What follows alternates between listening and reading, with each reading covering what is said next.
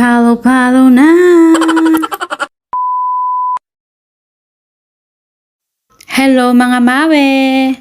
Magandang araw! Kahapon nga ay dumating na nga tong in-order kong center table. Sa sobrang excited ko nga ay muntikan pa akong masubsob. Pero syempre dahil tayo nga ay masaya ay parang walang nangyari. Dahil dumating na nga niyan si Daddy kaya naman ayan niya at i-unbox na nga natin itong parcel na dumating. Habang binubuksan ko nga yung parcel na yun ay talaga naman sobrang excited nga ako. Sobrang excited nga akong makita kung maganda nga ba yan. At kung sulit ba yung pera na ipinambili ko nga dyan. At ayan at kitang-kita nyo naman mga mawe kung gaano nga ako kasaya nakarami yata ako ng palakpak dyan, char. Madali nga lang to i-assemble mga mawe at meron naman din siyang kasamang manual. Meron na nga rin niyang kasamang pamihit kaya kung nagwo-worry nga kayo na wala kayong pamihit ay huwag kayong mag-alala at meron niyang kasama. So ayan at kunyari nga ibisi-bisihan niya akong basahin niyang manual. Akala mo naman talagang ako nga yung magkakabit pero hindi naman. Si Daddy nga ang magkakabit yan dahil si Daddy nga ang matyaga sa mga ganyan. Kaya naman tayo nga ay panggulo lang dyan at kunyari nga lang bisibisihang magbasa.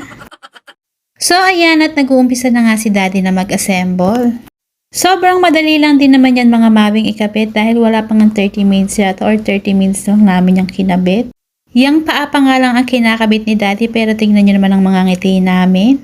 Halatang halata ba na mga excited na nga? Sobrang saya naman kasi talaga pagka nga meron kang bagong gamit, diba?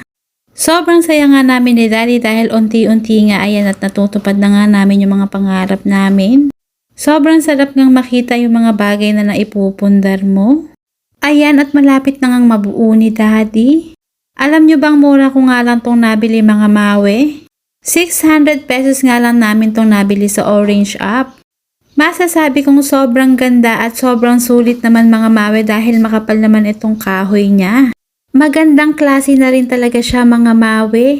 Meron nga palang ibang pagpipilian pang kulay pero itong light wood niya ang kinuha namin. Alam niyo naman tayo nga ay nakikitim aesthetic, char. May mga pasobra nga silang tornilyo dyan mga mawe para kung sakaling nga magkamali kayo. Sobrang ganda at sobrang mura na nga rin ito mga mawe dahil nakita ko nga sa mga bilihan dito ay nasa 1K pa to. So ayan at tapos na nga mga mawe, ito na nga muna ang before. At ito pa nga ang hindi ko sure na after, char.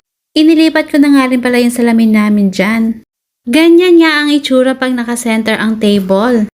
At ganito naman pagka nga nasa side yung table.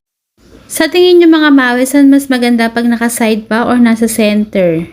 Pag nasa center nga kasi ay parang feeling ko nga ay masikip. Parang ang hirap ngang kumilos pagka nga nasa center tong table. So ayun lang at hintayin ko nga ang mga sagot nyo. Thank you for watching. See you on my next mini vlog. Bye bye!